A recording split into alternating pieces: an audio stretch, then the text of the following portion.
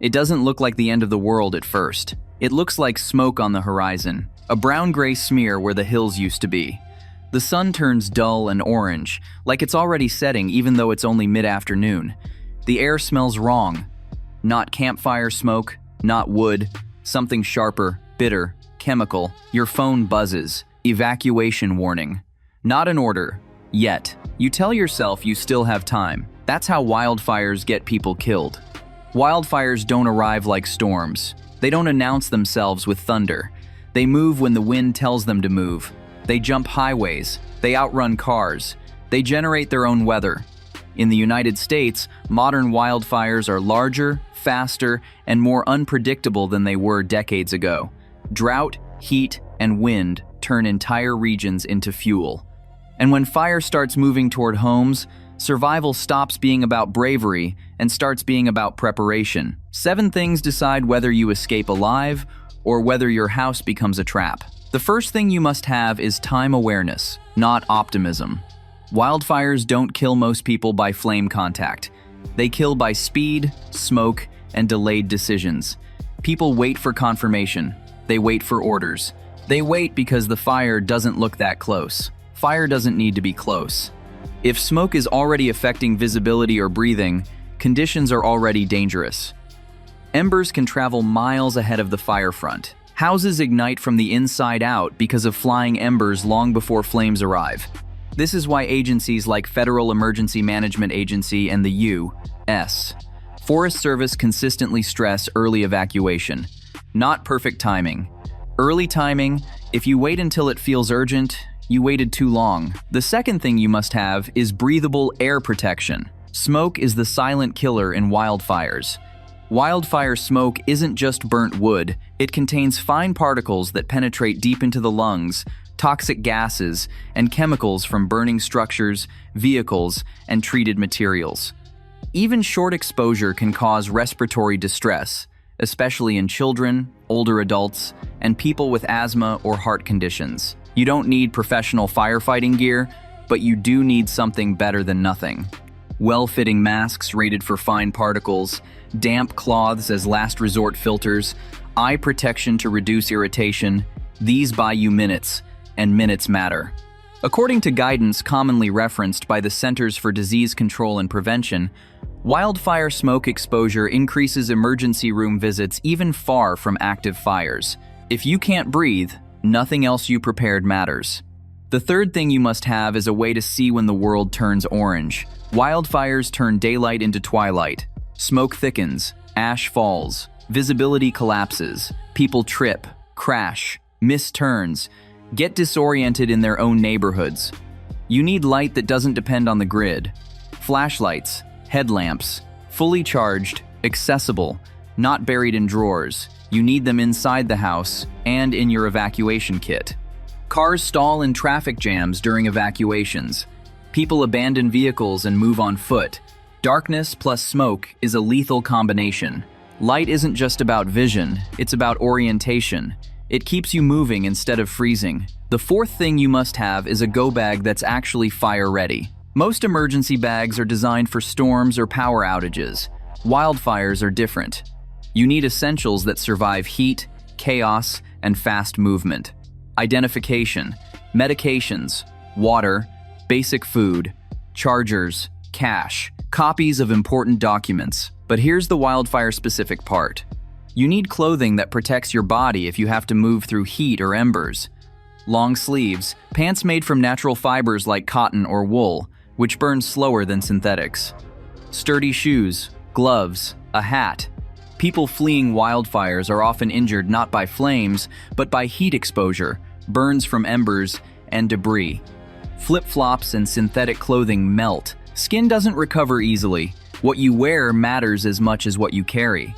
The fifth thing you must have is a plan for your house that assumes it will not survive. This is psychologically hard, but it saves lives. People die trying to protect property. Hoses run dry, water pressure fails, wind shifts. Fire behavior changes instantly. No civilian firefighting effort stops a large wildfire front. Your job is not to defend the house. Your job is to leave early enough that escape routes are still open. That means knowing more than one exit route. Roads close, visibility drops, traffic jams form, GPS becomes unreliable as cell networks overload. You need offline maps. You need to know which direction leads away from fuel, not toward it.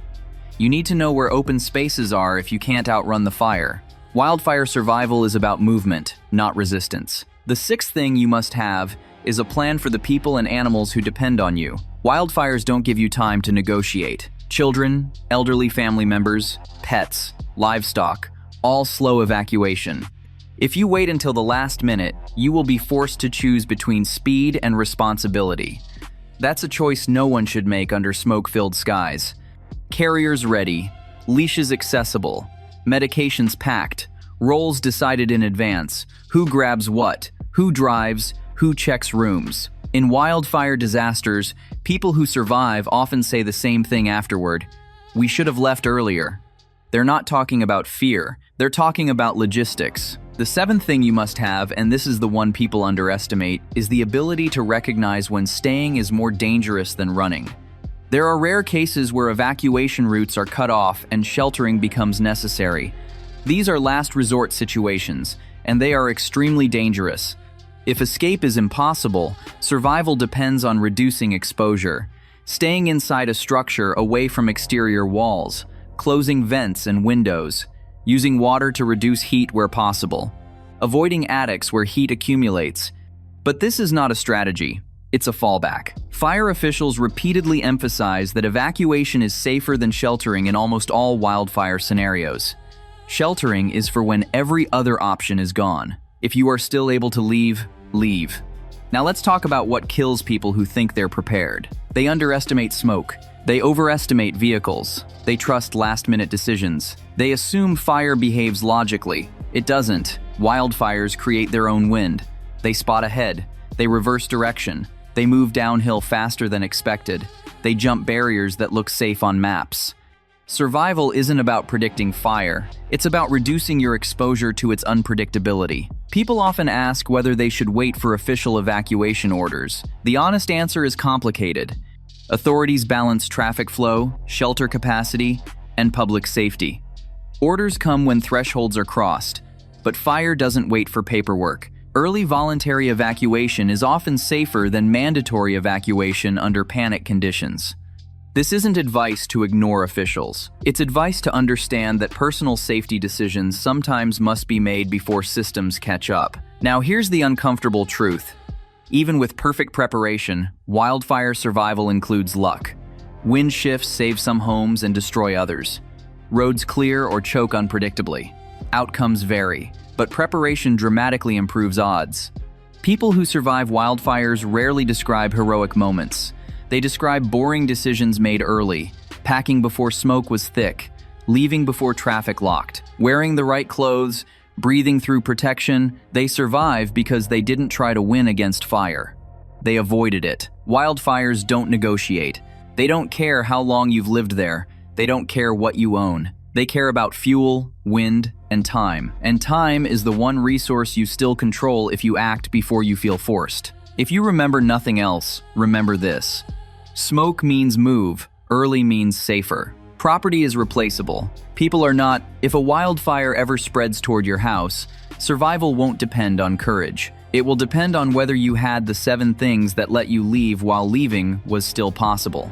And whether you chose to go before the fire chose for you. So that's it, folks. If you like Out video, then pressing the like button can more lives and subscribing Out channel can save the planet. Because it will encourage you to make more videos like this, so people can learn and survive any situation. Be safe, be healthy. We'll meet you in the next one. Bye-bye.